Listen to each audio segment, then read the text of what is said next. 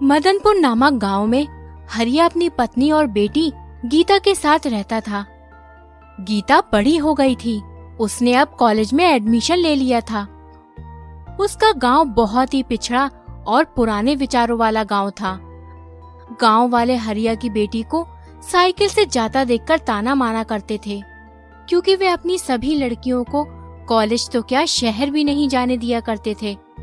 अरे हरिया, तो खुद है अंगूठा छाप। आज एक मजदूर दूसरों का काम करके अपना घर चलाता है। देख तो, तेरी बेटी बड़ी हो गई है। अब इसके हाथ पीले करने का वक्त आ गया है और तू इसे कॉलेज भेज रहा है।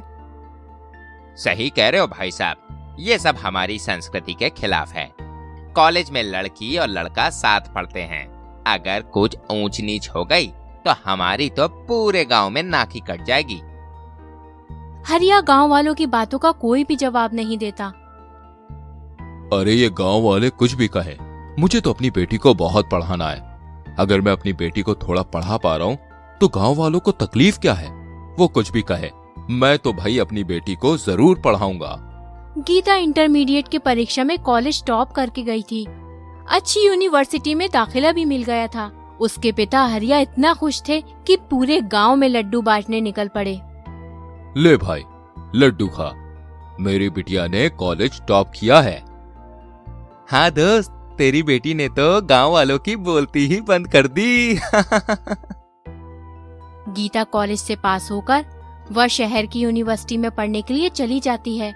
उसके पिता ने उसका एडमिशन एक हॉस्टल में करा दिया था। गीता इंटरमीडिएट की परीक्षा में कॉलेज टॉप करके गई थी। अच्छी यूनिवर्सिटी में दाखिला भी मिल गया था। हॉस्टल में गीता को एक अच्छी दोस्त संगीता मिल गई थी। वे दोनों पढ़ाई भी किया करती थी साथ में, और साथ में मस्ती भी किया करती थी। फिर धीरे धीरे कॉलेज के फर्स्ट ईयर के एग्जाम भी आ गए। गीता मन लगाकर पढ़ रही थी। निश्चित तारीख पर एग्जाम शुरू हो गए। सभी ने पेपर दिए। अरे यार, ऐसा लग रहा है सबसे बड़ा बोझ उतर गया। आज से मैं जमकर मस्ती करूंगी। अरे वो सब तो ठीक है, पर पेपर कैसा रहा तेरा? ठीक ठाक ही गया। अब देखना है रिजल्ट कैसा आता है। 1 महीने बाद रिजल्ट आता है। संगीता ने टॉप किया था, और चौंकाने वाली बात तो ये थी, गीता अपने रिजल्ट के कारण बहुत रो रही थी। मैं अपने पापा को क्या जवाब दूंगी? वे कितनी मेहनत करते हैं मेरी पढ़ाई के लिए। मैंने अपने और अपने बाबा के सपने को मिट्टी में मिला दिया। पर मैंने तो पेपर में अच्छे से लिखा था, मेरा रिजल्ट इतना खराब क्यों आया? ये सोच सोचकर गीता परेशान हो रही थी।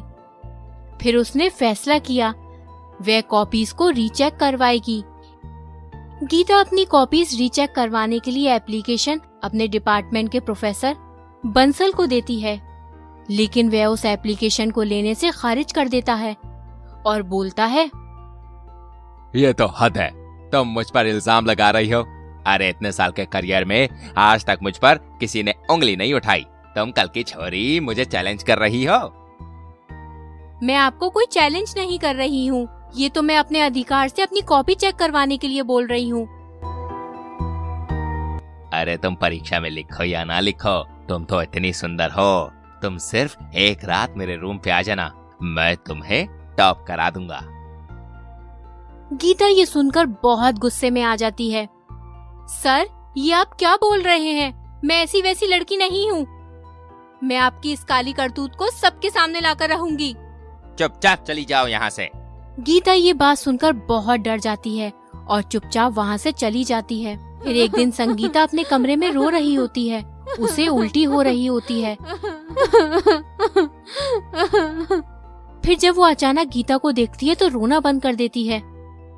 लगता है तू रो रही थी। बोल, क्या हुआ है तुझे? मुझे बता गीता। अरे कुछ नहीं, बस घर की याद आ रही थी इसलिए रो पड़ी। सच सच बोल संगीता, मैं तेरी दोस्त हूँ यार। दोस्त को नहीं बताएगी तो भला किसे बताएगी?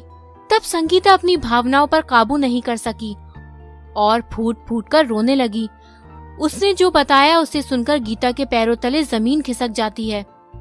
उसने बताया, एक दिन उस बंसल प्रोफेसर ने उसे ऑफिस में बुलाया और बोलने लगा, अरे मूर्ख लड़की, सब कुछ मेहनत से नहीं मिलता। मेहनत करके कोई भी आगे नहीं बढ़ता।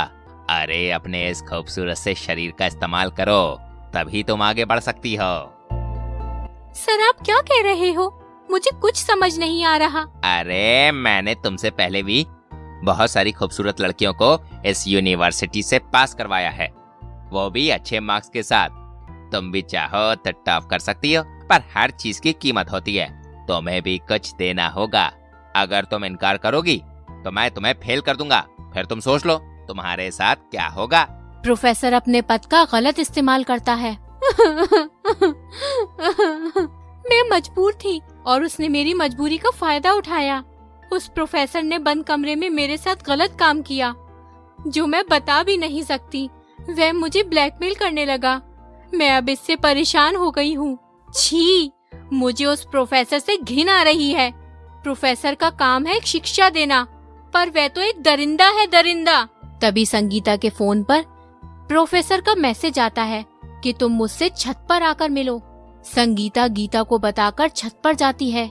संगीता वहाँ प्रोफेसर को प्रेग्नेंट वाली बातें बताती है। बेटा, कुछ तो करना पड़ेगा। इस लड़की का अगर यूनिवर्सिटी को पता चल गया तो ये लड़की मेरे गले की हड्डी बन जाएगी। कुछ तो सोच बंसल, कुछ तो उपाय निकाल।